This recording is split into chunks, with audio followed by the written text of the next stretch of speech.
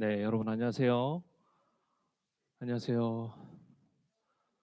그 자리를 이렇게 뛰어 앉아 줘야 됩니다. 그 포스트잇 붙어 있는 자리에 앉으시면 됩니다.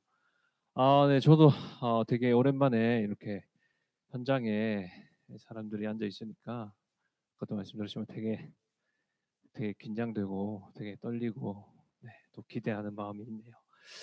오랜만에 이렇게 예배를 함께 현장에서, 그리고 또 아직 현장으로 오지 못하는 사람들은 온라인으로 예배를 드리고 있는데, 우리가 어디에 있든지 우리 동일한 하나님을 예배한다는 것을 기억하고 오늘 예배를 하나님께 올려드렸으면 좋겠습니다. 광고 하나 띄워주세요. 네, 자, 예배 잘 드리고 있니? 우리 그 지난주에도 한번 해봤죠. 라이브 예배 설교를 요약하고 정리해서 전사님한테 개인적으로 보내주면 어, 3명을 선정해서 선물을 드립니다. 그래서 오늘 선물을 준비해놨고요. 그래서 어, 오늘도 여러분들 열심히 설교 듣고 또 필기해서 이렇게 기억할 수 있으면 좋겠어요. 꼭 보내주세요. 알겠죠? 여기 계신 분들도 해당됩니다. 알겠죠? 네, 그렇습니다. 네, 그러면 우리 함께 사도신경으로 예배를 시작하겠습니다. 전능하사 전지를 만드신 하나님 아버지를 내가 믿사오며 그 외아들 우리 주 예수 그리스도를 믿사오니 이는 성령으로 잉태하사 동정녀 마리아에게 나시고 본디오 빌라도에게 고난을 받으사 십자가에 못 박혀 죽으시고 장사한 지 사흘 만에 죽은 자 가운데서 다시 살아나시며 하늘에 오르사 전능하신 하나님 우편에 앉아 계시다가 저리로서 산자와 죽은 자를 심판하러 오시리라. 성령을 믿사오며 거룩한 공예와 성도가 서로 교통하는 것과 죄를 사하여 주시는 것과 몸이 다시 사는 것과 영원히 사는 것을 믿사옵나이다. 아멘. 자, 우리 시간 함께 찬양하면서 예배 자리로 나아갔으면 좋겠습니다. 나는 예배자입니다. 먼저 찬양하겠습니다.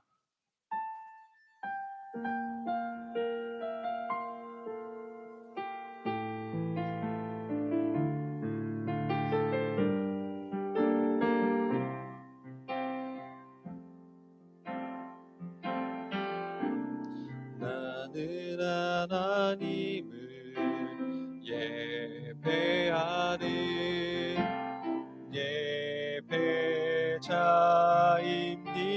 예배자입니다. 내가 서 있는 곳 어디서나 하나님을 예배합니다. 내 영혼 거룩한 은혜를 향하여 내 마음 완전한 하나님 향하여 이곳에서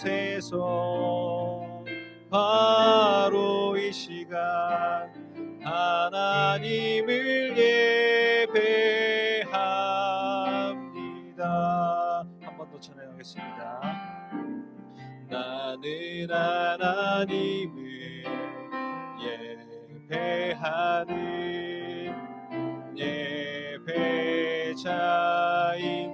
예배자입니다. 내가 서 있는 곳 어디서나 하나님을 예배합니다.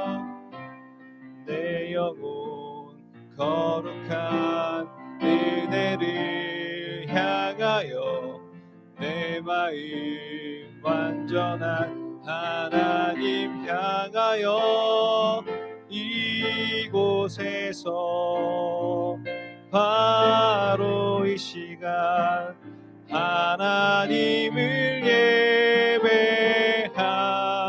예배합니다. 예배합니다.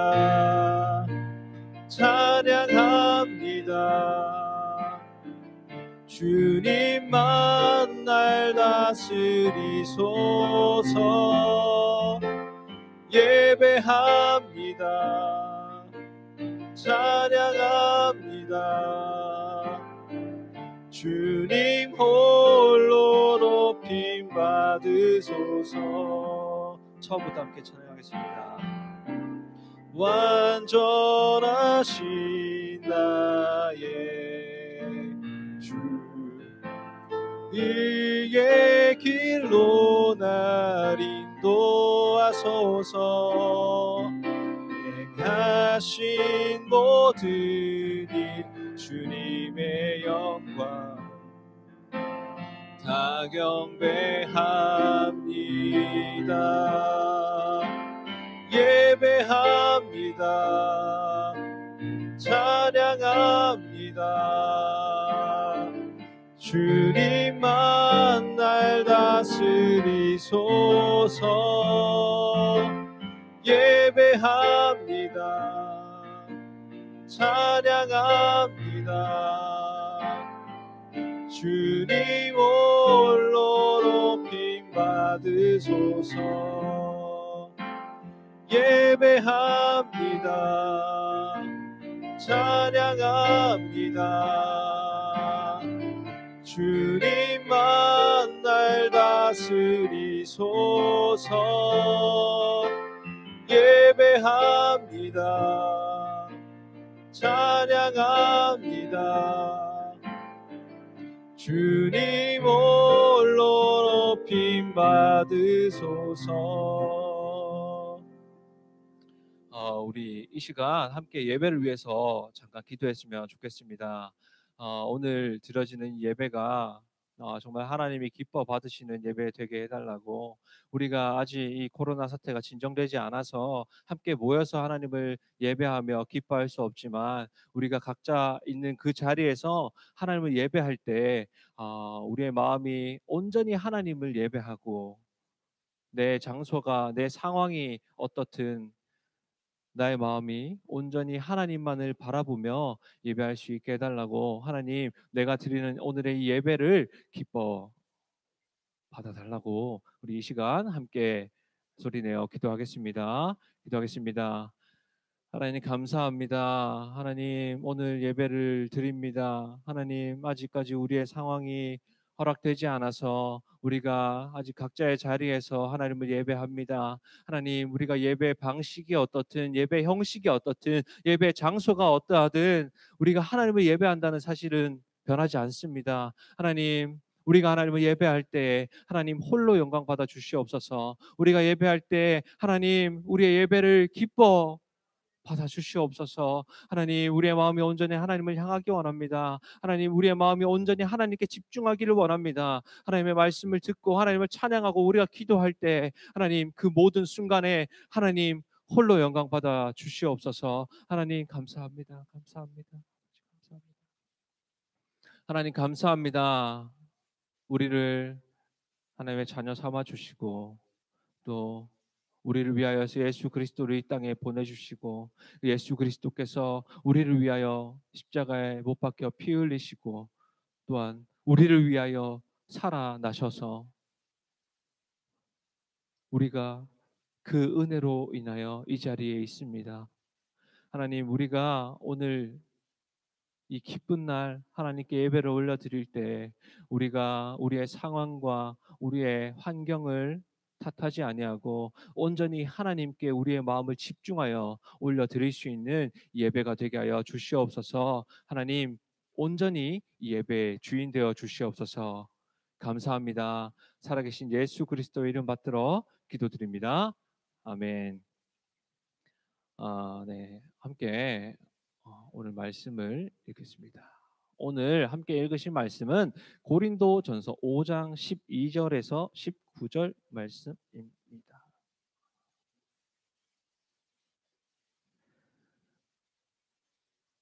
15장입니다. 저기 제가 잘못 찾았네. 15장입니다. 15장. 15장 12절에서 19절 말씀 드리겠습니다.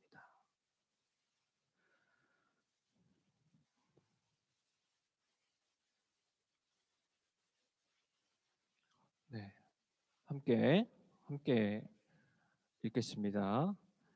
시작. 그리스도께서 죽은 자 가운데서 다시 살아나셨다 전파되었거늘 너희 중에서 어떤 사람들은 어찌하여 죽은 자 가운데서 부활이 없다 하느냐? 만일 죽은 자의 부활이 없으면 그리스도도 다시 살아나지 못하셨으리라. 그리스도께서 만일 다시 살아나지 못하셨으면 우리가 전파하는 것도 헛것이요 또 너희의 믿음도 헛것이며 또 우리가 하나님의 거짓 증인으로 발견되리니 우리가 하나님이 그리스도를 다시 살리셨다고 증언하였습니다. 만일 죽은 자가 다시 살아나는 일이 없으면 하나님이 그리스도를 다시 살리지 아니하셨으리라. 만일 죽은 자가 다시 살아나는 일이 없으면 그리스도도 다시 살아나신 일이 없었을 터이요. 그리스도께서 다시 살아나신 일이 없으면 너희의 믿음도 헛되고 너희가 여전히 죄 가운데 있을 것이요. 또한 그리스도 안에서 잠자는 자도 망하였으리니 만일 그리스도 안에서 우리가 바라는 것이 다만 이 세상의 삶뿐이면 모든 사람 가운데 우리가 더욱 불쌍한 자이리라. 아멘.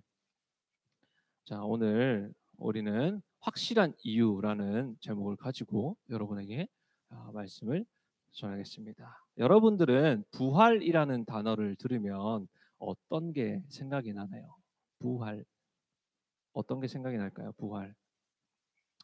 저는 부활이라는 단어를 들으면 우리가 일상생활하면서 심심치 않게 사용을 하는 단어죠, 부활. 어떤 단어가 생각나냐면 뭐 인기가 없었던 가수가 인기가 없었던 사람이 다시 어떤 뭐 작품이나 어떤 노래로 뭐 이렇게 짠 하고 나타날 때 우리는 와 누가 뭐 어떤 가수가 부활했다라고 이야기를 합니다.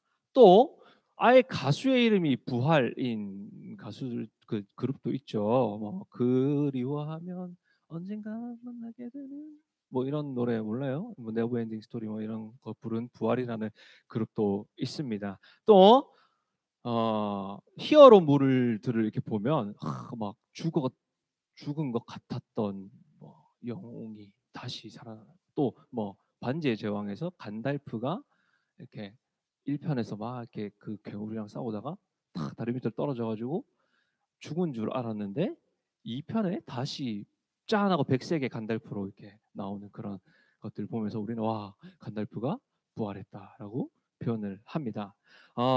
또 뭐 사라졌던 법이나 뭐 이런 것들이 다시 생겨나면 법이 부활했다. 뭐가 부활했다. 우리는 부활했다라는 표현을 일상생활에서 자주 흔히 사용을 하고 있습니다. 하지만 이 성경에서 사용되는 이 부활이라는 단어의 의미는요. 이 우리가 일상적으로 사용하는 부활의 의미와는 조금은 다릅니다. 왜냐하면 성경에서 사용되는 부활은 영원히 죽지 않는 다시는 죽음을 경험하지 않는 존재로 살아난다는 것을 의미하기 때문입니다. 하지만 세상에서 사용하는 부활은 반짝했다가 다시 없어지고 다시 사라질 수 있는 것들에게도 우리는 부활이라고 사용을 하죠. 하지만 성경은 그렇지 않고 다시는 죽지 않고 영원히 살아가는 것을 부활이라고 표현을 합니다. 부활이라는 것은 그리스도인들에게 아주 중요한 개념입니다. 그래서 기독교는 부활의 종교라고 부르기도 합니다. 기독교는 부활의 종교라고 부르기도 합니다. 왜냐하면 이 부활이 없다면요, 죽은 자의 살아남이 없다면 기독교는 존재의 의미조차 없기 때문입니다. 그럼 뭔 소리죠? 막 죽었던 사람이 갑자기 막 살아나가지고 막 뭐 이렇게 찾아온다는 말인가요? 성경에 보면요, 죽었던 사람이 살아났던 그런 경우들이 있습니다.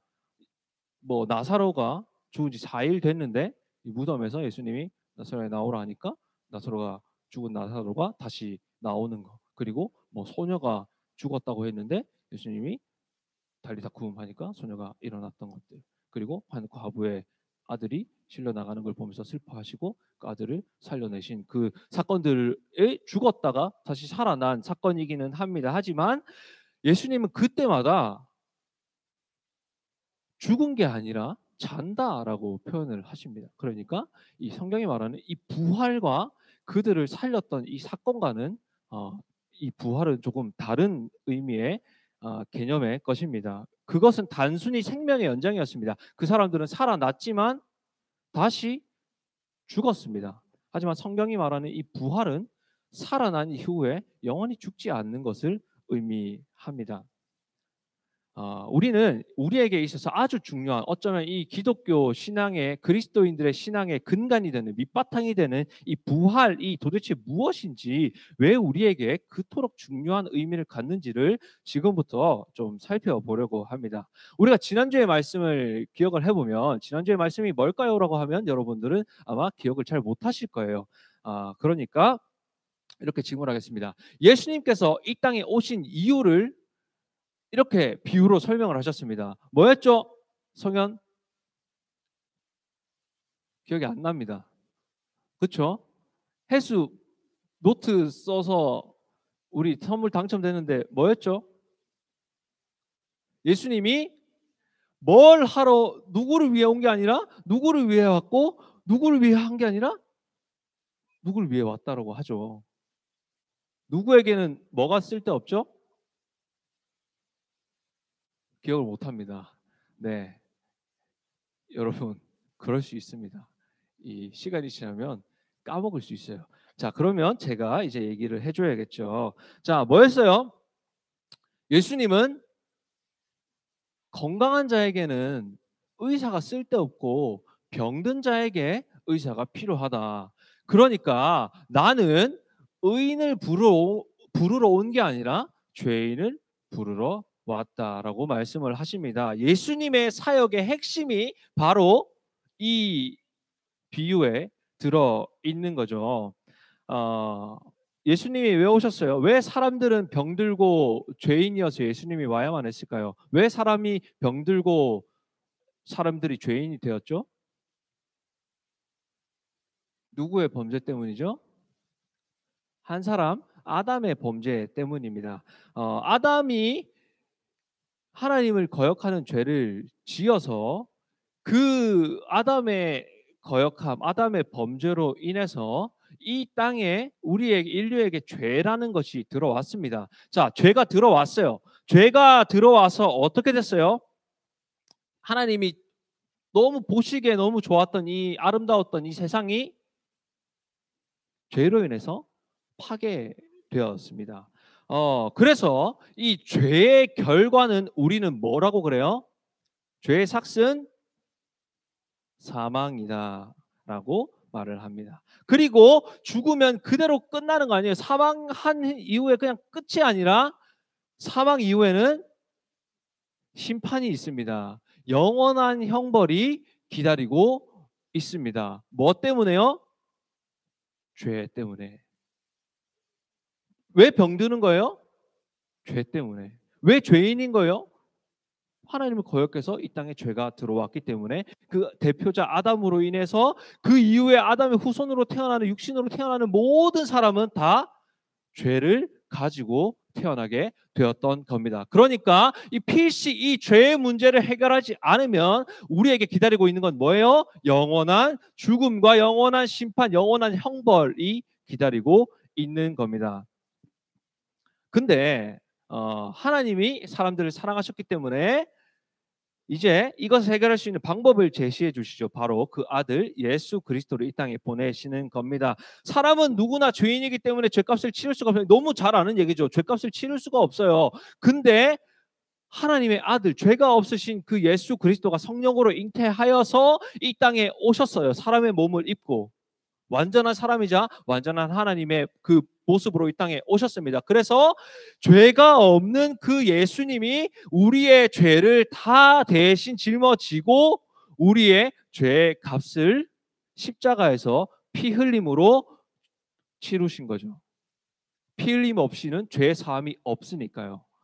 자, 그래서 예수님께서 십자가에 못 박혀 돌아가셨습니다. 그리고 예수님이 어떻게 하셨어요? 죽으시고 그대로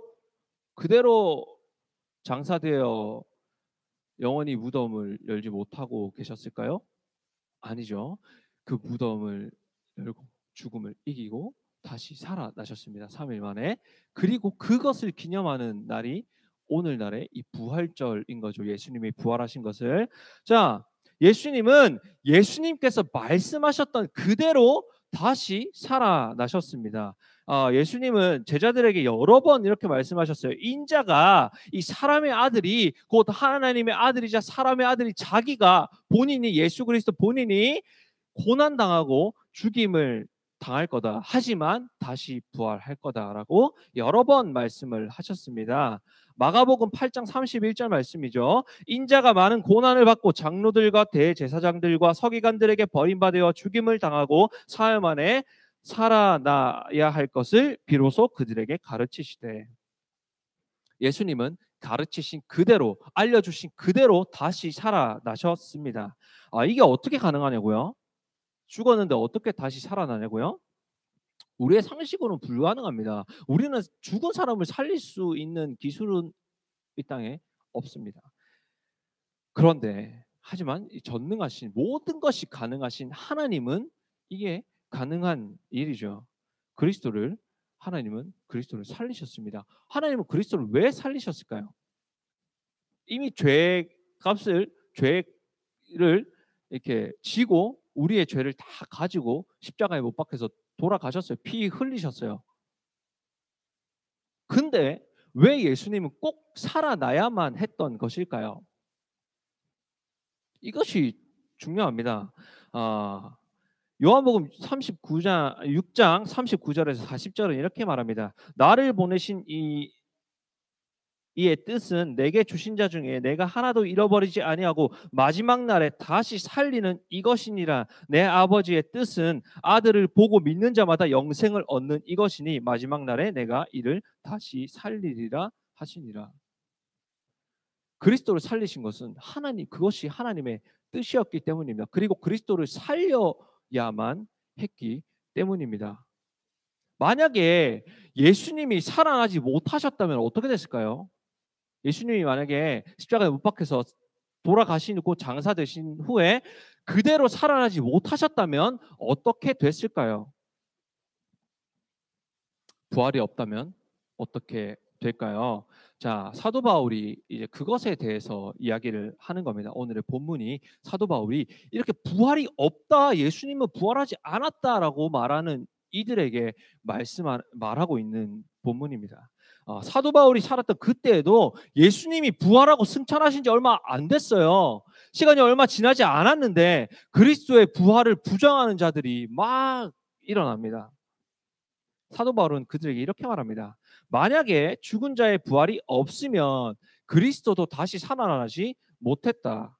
그리스도께서 만약에 다시 살아나지 못했으면 우리가 전파하는 이거, 너희가 믿고 있는 그거 다 헛방이다, 헛것이다, 다 필요 없는 거다, 의미가 없어 라고 말하고 있죠. 또 우리가 하나님의 거짓 증인으로 발견이 될 거야. 우리 하나님의 거짓 증인이야. 왜? 하나님이 안 살리셨는데 우리가 살렸다라고 이야기를 하니까 우리는 하나님의 거짓 증인으로 발견이 될 거야. 또 만약에 죽은 자가 다시 살아나는 일이 아예 이 세상에 존재할 수가 없는 일이라면 하나님은 그리스도를 살리지 않았을 거야.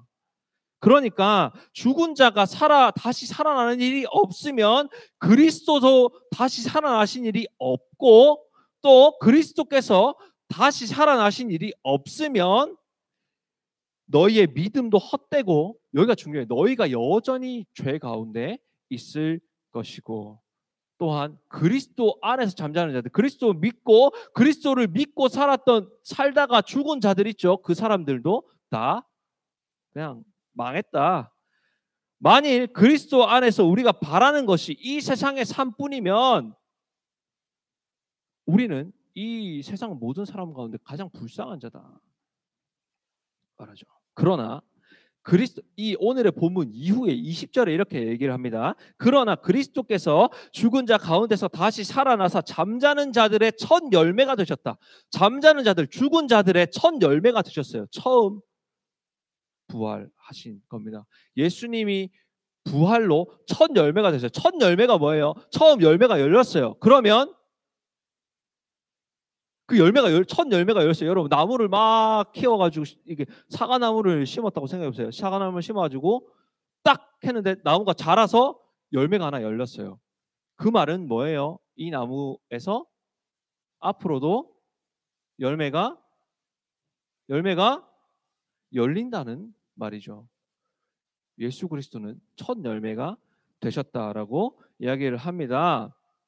사망이 한 사람으로 말미암았으니 죽은 자의 부활도 그 한 사람 예수 그리스도로 말미암는다. 한 사람의 사망이, 한 사람의 죄가 온 인류에게 사망을 가져왔듯이 한 사람의 그 부활이,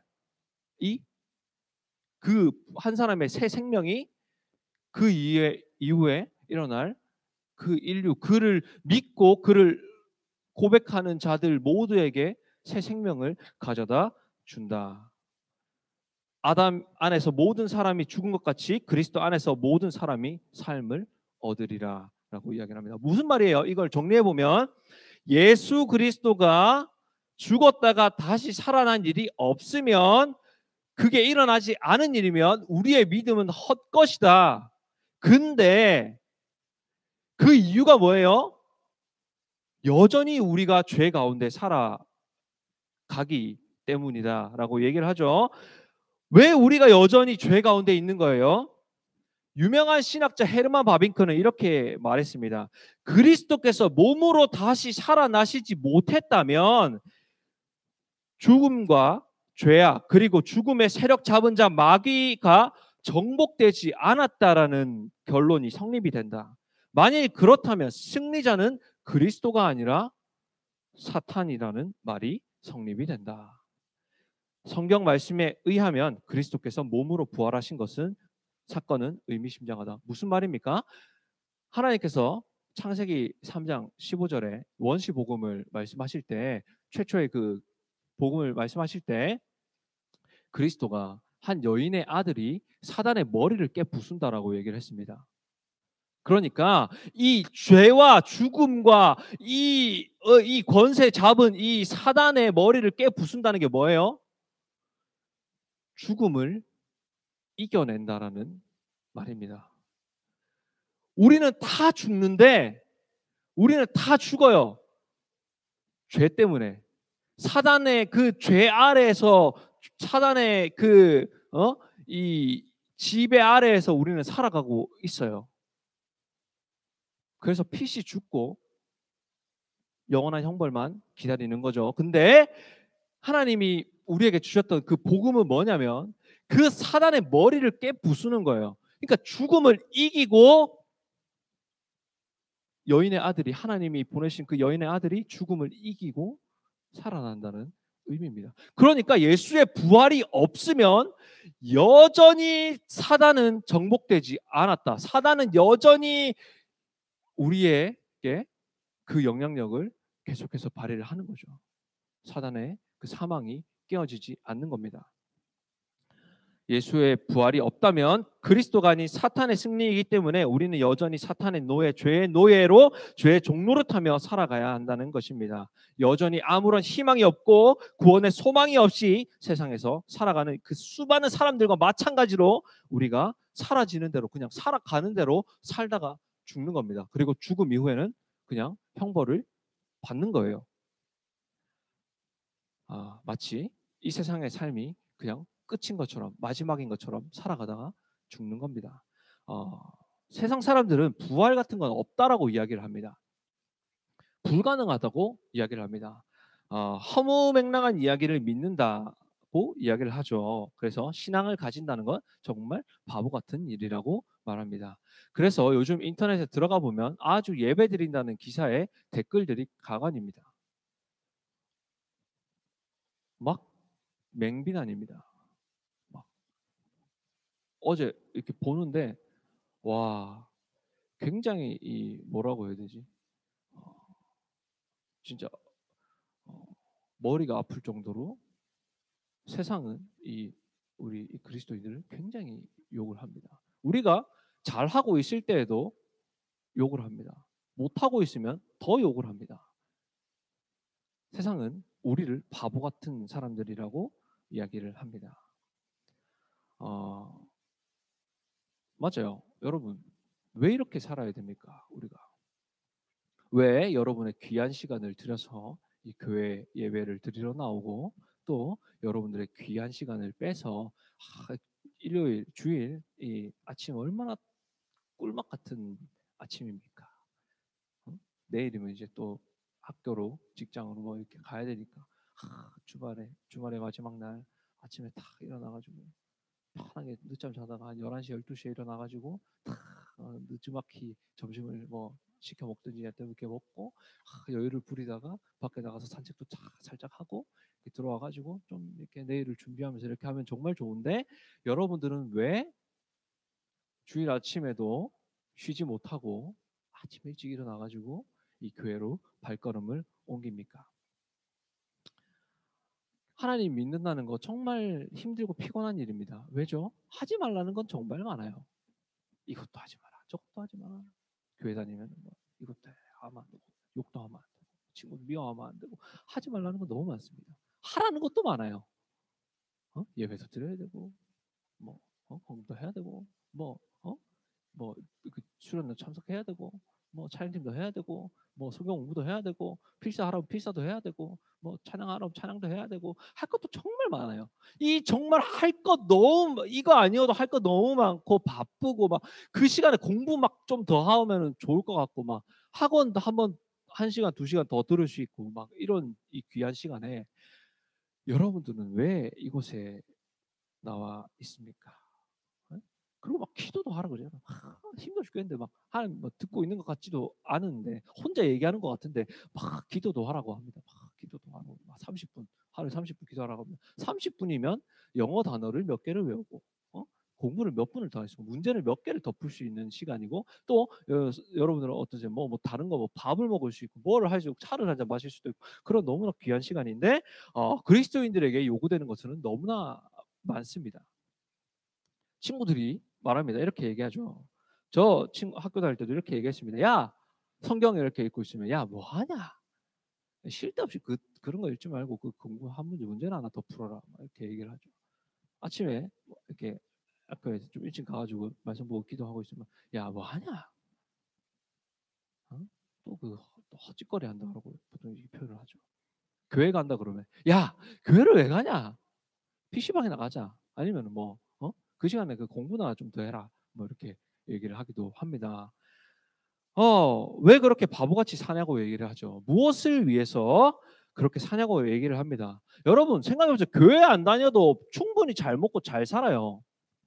교회 안 다니면은 막 하루아침에 여러분 예배 안 드리고 막 이러면은 하루아침에 막 빈털털이 거지 되고 막 이럴 것 같아요. 막 직장을 잃을 것 같고 막 그래요. 공부가 막 잘 되는 공부가 갑자기 하나님 나 하나님 안 믿습니다 하면 갑자기 막 전교 막 1등에 전교 꼴등 되고 막 이럴 것 같아요. 그렇지 않아요, 여러분. 현실은 그렇지는 않습니다. 여러분 주위를 한번 둘러보세요. 교회 안 다니는 사람이 더 잘 사는 경우도 너무 많고요.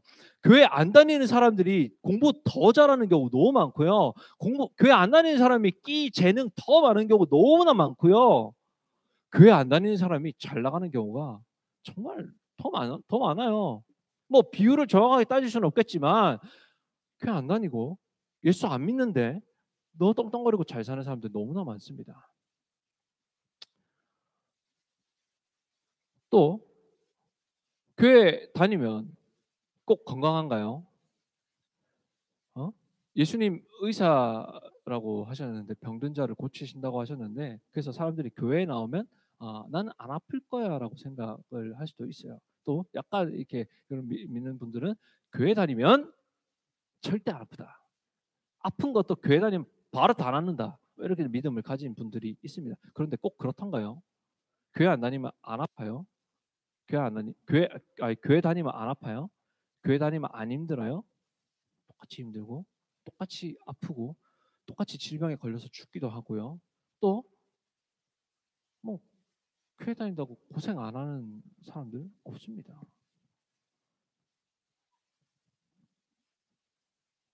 그래서 사람들은 우리를 보고 바보 같은 인생이라고 이야기를 하는 거죠. 야, 다니나 안 다니나 똑같은데 뭐 하러 다니냐? 야, 다니면 좀 나아야지. 야, 교회 다니고 신을 믿으면 인생이 조금 더 편하고 인생이 좀 더 잘 풀려야지. 그것도 아니고 더럽게 꼬인 네 인생에 무슨 하나님을 믿는다고 교회를 다니냐? 이야기를 합니다. 듣고 보면 꼭 틀린 얘기는 아닌 것 같아요. 그렇죠? 그런데 정말로 바보 같은 인생 맞나요? 맞습니다. 이 세상의 산만을 보고 살아간다면 교회 다니는 그리스도인인 우리는 바보 같은 사람들입니다. 이 세상에서의 삶만 바라보면서 살아간다면 우리가 바라는 것이 그저 교회 다니면 잘 살게 되고, 교회 다니면 하나님이 우리의 삶을 형통하게 만들어 주셔서 우리의 삶에 고난도 없고 아픔도 없고 우리의 경제적인 문제가 다 해결되고 우리가 부자 되고 떵떵거리고 살아갈 수 있다라고, 그걸 믿고 이 세상을 살아간다면, 그걸 믿고 신앙생활을 한다면 우리는 바보 같은 인생을 살고 있는 겁니다. 그렇게 그것만을 바라면서 살아가는 사람들이 있다면, 그거를 위해서 교회를 다니는 사람이 있다면 지금 당장 교회 문을 열고 밖으로 나가세요. 그냥 세상에서 열심히 살아가십시오. 그게 더 어쩌면 현명한 일일 겁니다. 이 세상에서의 삶만 바라보고 살아간다면 말입니다. 이 세상에서 편하게 살아보고자 하고, 이 세상에서 그저 뭔가 의지하고자 하고 성공해보자고 교회를 다닌다면 여러분들은 그냥 교회 문을 열고 밖에 나가서 세상 사람들과 같이 그들처럼 살아가는 게 훨씬 나을 겁니다. 왜냐하면 교회는, 하나님은, 성경은 그것을 말하고 있지 않기 때문입니다.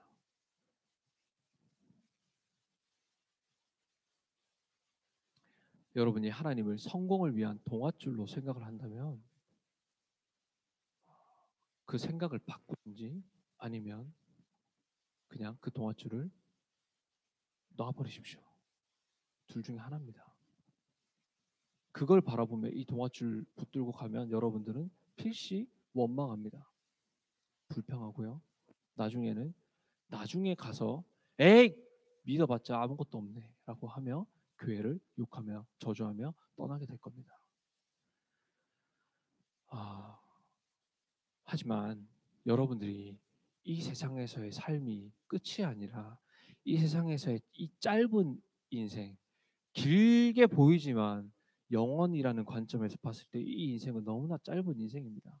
이 짧은 인생, 이 생이 끝나고 그 이후에 이어질 삶을 바라보고 살아간다면, 그래서 여러분이 그리스도를 따르고 있는 거라면 여러분은 바보 같은 인생이 아닙니다. 왜냐하면 우리에게는 구원이, 부활이 약속되어 있기 때문입니다. 그리스도인은 비록 이 땅에서 믿음으로 인해서 고통받고 고난당하고 아프고 힘들고 그렇게 살아갈 수 있습니다. 그러나 우리에게는 소망이 있습니다. 우리에게는 영원한 생명이 있습니다. 우리에게는 그리스도와 그리스도의 죽음과 부활, 그리고 우리가 믿음으로 그리스도와 연합함으로 인해서 우리에게 주어지는 구원과 부활이 약속되어 있습니다. 어떻게 확신할 수 있어요? 예수 그리스도 때문입니다. 성경은 예수 그리스도가 부활의 첫 열매라고 이야기를 합니다. 예수님이 부활하신 것은 우리가 의롭다 하심을 받게 하기 위함입니다. 예수님이 부활하신 것은 예수님이 죄가 없음을 인정받으신 사건입니다. 그래서 예수님이 의롭게 되셨고요. 그 의롭게 되심을 인해서 우리가 예수 그리스도를 믿음으로 그 의를 우리가 전가받는 겁니다. 의의 전가. 그래서 이걸 뭐라고 부른다고 했죠? 네 글자입니다. 이신칭이. 네, 이신칭입니다. 믿음으로 의롭다함을 얻는 근거가 바로 그리스도에게 있습니다.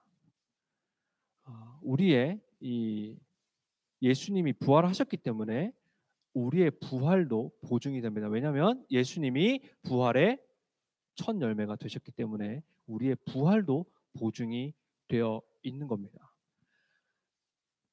예수 그리스도께서 부활하실 것을 말씀을 하셨고, 또한 예수님께서 마지막 날에 하나님의 그 자녀들을 다시 일으키실 것이라는 그 약속을 하셨기 때문에 그 약속대로 부활하신 예수 그리스도의 약속에 근거해서 우리의 부활도 약속이 되어 있는 겁니다.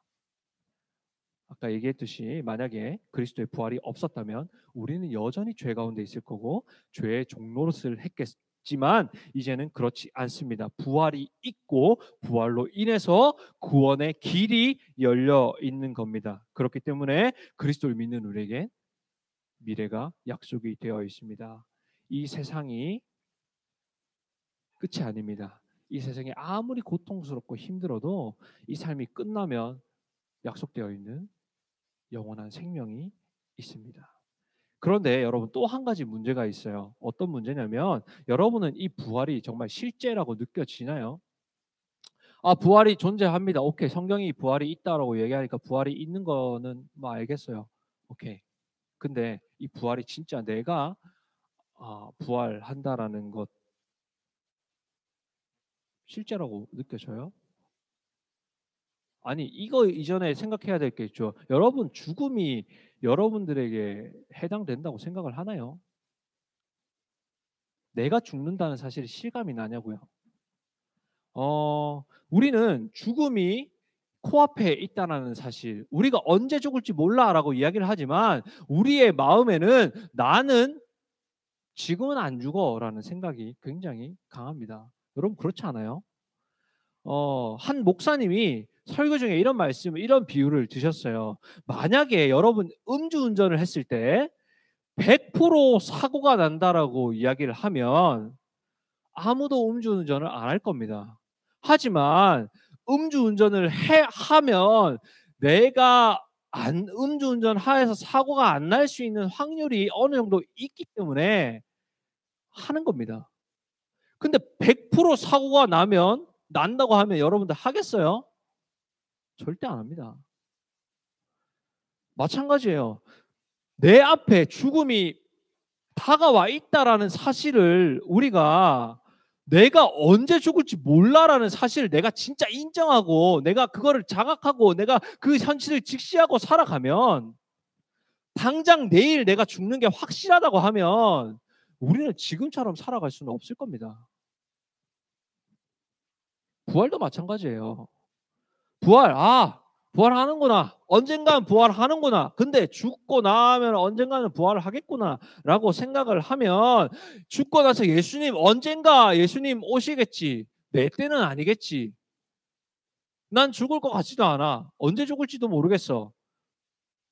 뭐 이렇게 생각하면서 살아가니까 언젠가 이루어지겠지. 언젠간 예수님 오시겠지. 언젠간 내가 죽겠지. 언젠간 부활하겠지라고 이렇게 생각을 하면서 살아가니까 이 부활이 우리에게 실제가 아니고 그냥 부활하면 저기 멀리 있는 어떤 개념으로만 다가오는 겁니다. 그래서 나랑 상관없는 이야기라고 생각을 합니다. 상관 있죠. 상관이 있는데 내가 상관이 있는 걸 알고 있는데 나랑 상관없는 것처럼 살아간다는 말입니다. 부활이 아무런 상관없는 것처럼 살아갑니다.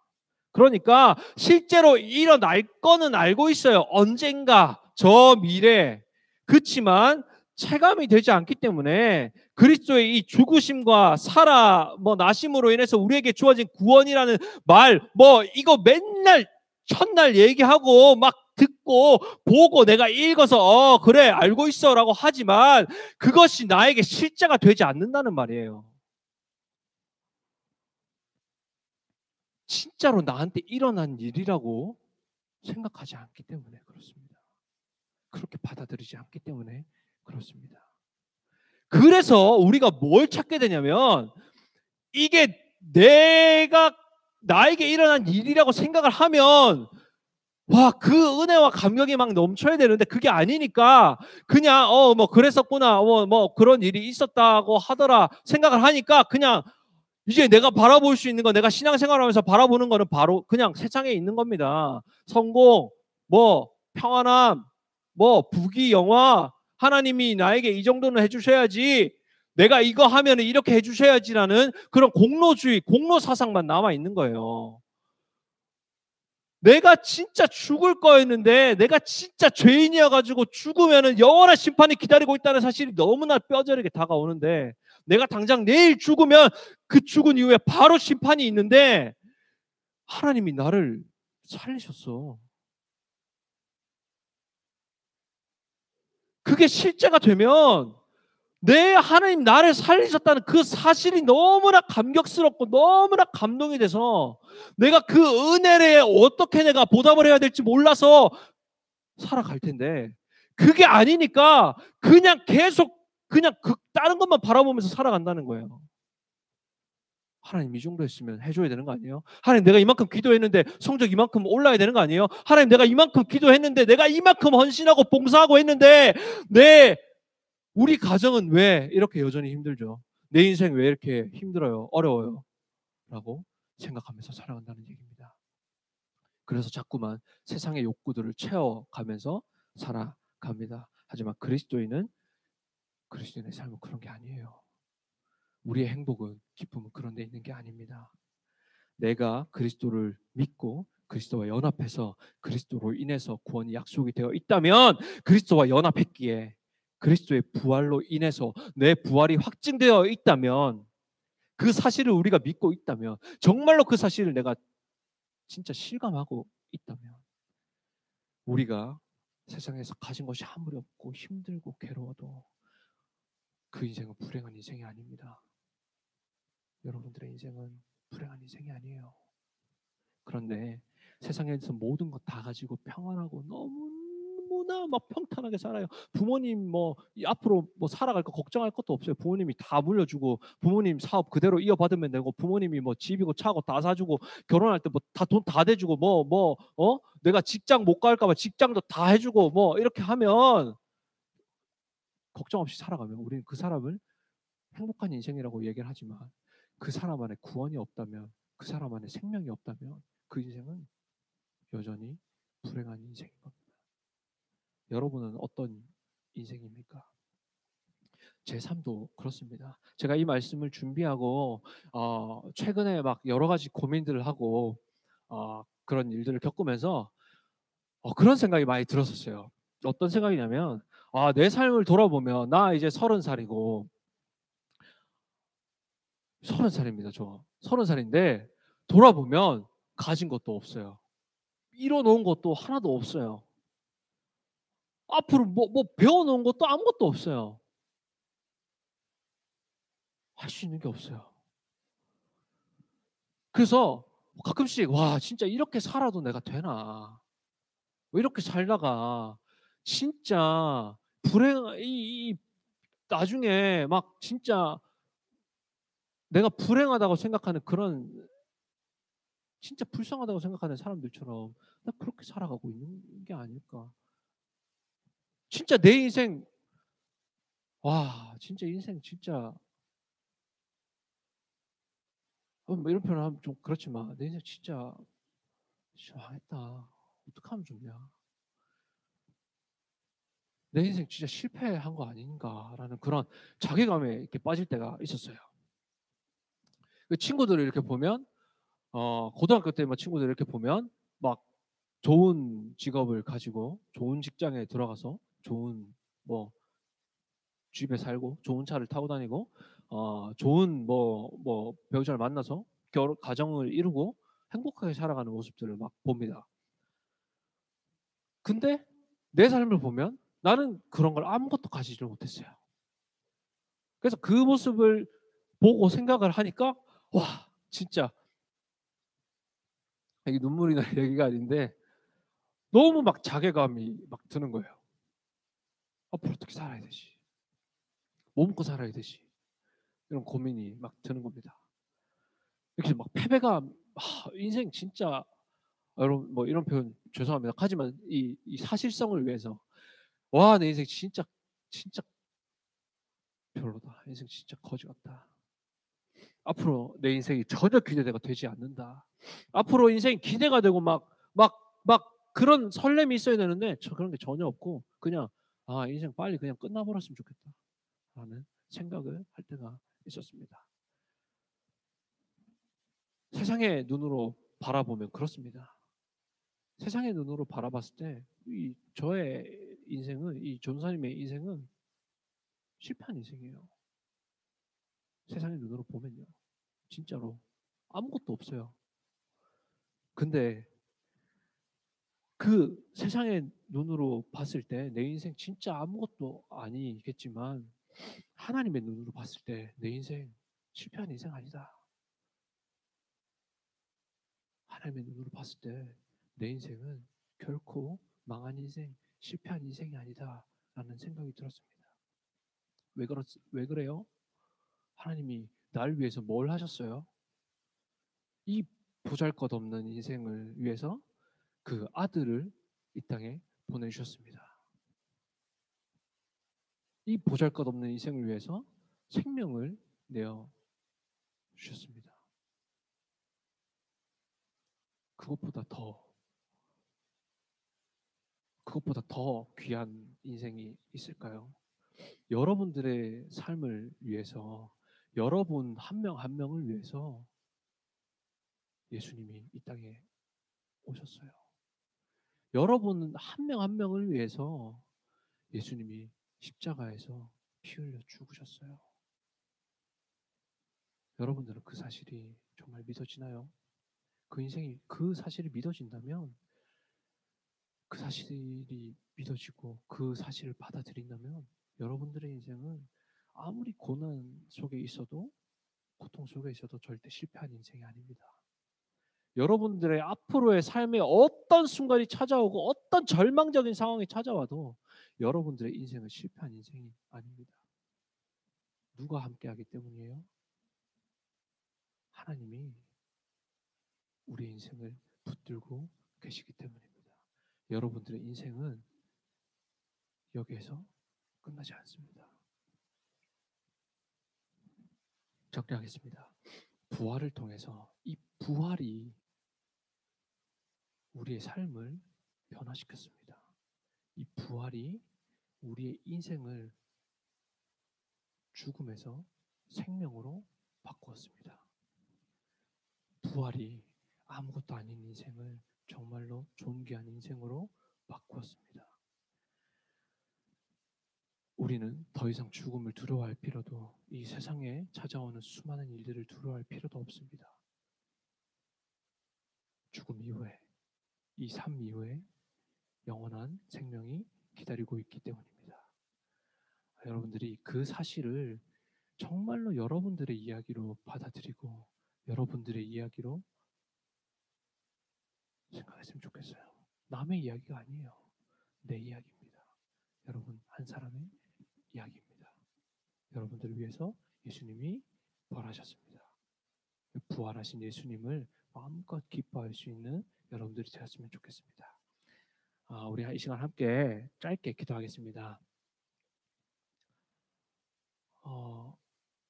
우리가 말씀을 통해서 예수님이 나를 위해서 이 땅에 오셨고, 나를 위해서 십자가에 못 박히셨고, 나를 위해서 부활하셨습니다. 오로지 나를 죄인에서 의인으로 바꿔놓기 위해서요.